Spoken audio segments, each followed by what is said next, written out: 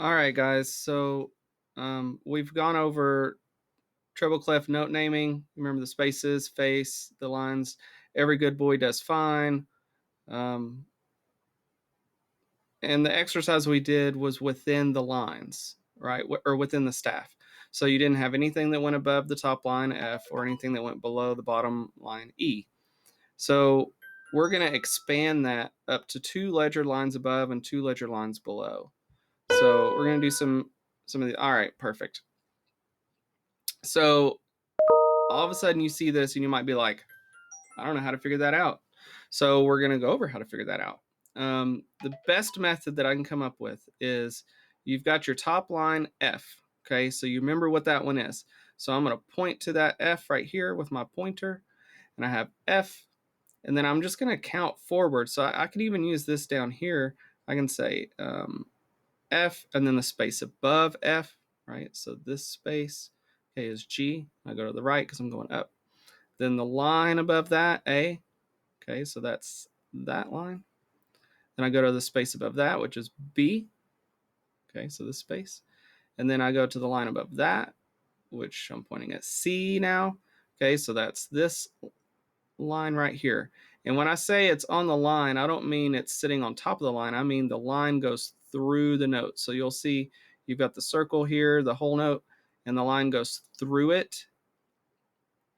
So that means it's on it. So I want F, G, A, B, C. And now that's the one I'm pointing at. So I'm going to click C. All right. Same thing here. It's above the staff. So I'm going to say, okay, my F is the top line. I go one space above. I know it's a space because there's no line that goes through it. So I go one space to the right, G.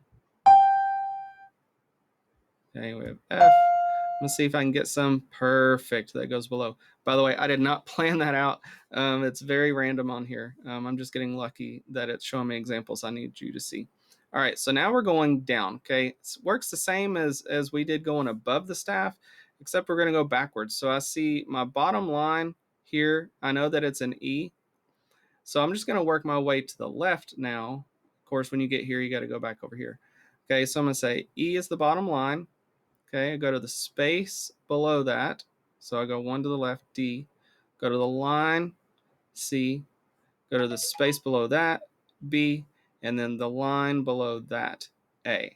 So you guys see how that works? So we have E, D, C, B, and A. Remember, I know that it's the line because the line goes through the note. All right. We've got it there again. This is another prime example of why I have you guys do so many, is because when you start getting repeats, you'll have to go through the process fewer and fewer times. Okay, so I just had that, so I'm like, oh yeah, it's an A. Okay, so this one's one space below, or sorry, one line below. So I'm going to look at E for my bottom line, because every good boy does fine for the lines. I go one below that, D for the space, and then one below D is C. Okay, so I want E, D, C.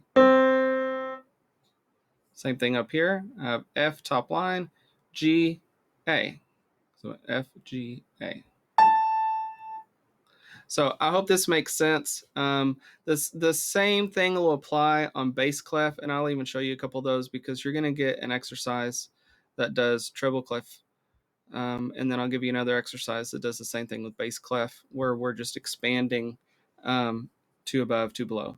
Okay, so bass clef, I've got an A for my top line, and I'm trying to get all the way up to this 2 ledger lines above. So I'll go A, space above B, line above C, space above that line, D, and then the next line, E. Okay, so I want A, B, C, D, and E. And if you take your time on it like that and really count it out, you're going to get it right every time unless you just miscount something. Okay, so problems here that some people have is they just get confused between treble and bass. And they look at this and they forget they're in bass clef and they read this as treble and say, oh, F, G, A. And they click A and they're like, oh no, what did I do? Okay, or you might look at this and you're in bass clef and you say A, and you just miscount. You're like, oh, it's one above, and you go G. Sorry. Okay, actually, I went the wrong way. So it'd have been A, one above, B. Man, I'm still missing it. Okay, then I say, what am I doing wrong? Okay, let me slow down. A, oh yeah, I forgot to count the space. B, and what comes after B? C. Okay. By the way, I made all those mistakes on purpose.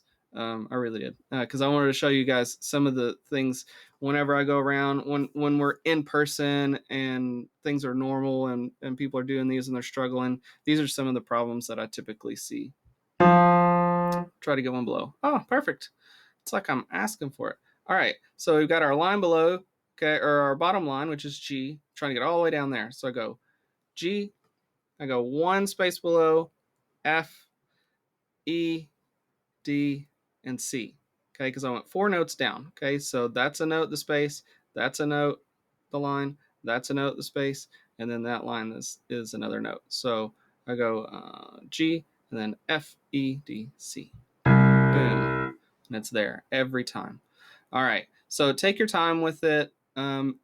If you're doing these and you're like, I'm really struggling going above the staff, going below the staff, and it's really just messing you up, please reach out to me. Shoot me an email. That's the best way to get me to get my attention. You can post a comment in the assignment, but it's not as likely that I'm going to see it in a timely manner, because those come at us, and a lot of times teachers don't get those notifications. And sometimes it's 2 or 3 days later that I notice, oh, somebody left me a comment, and by then it's too late. Like you've either given up on me or you've moved on and turned the assignment in, and or you've gone and figured it out without me. So shoot me an email. That's the best way to get a hold of me. All right, guys, I hope this helped. So be expecting you're going to have a treble clef exercise where you do a bunch of these, and you're going to have a bass clef exercise where you do a bunch of these. And then to come later after that, you'll have an assignment where it combines treble and bass, and you don't know which one you're going to get from example to example.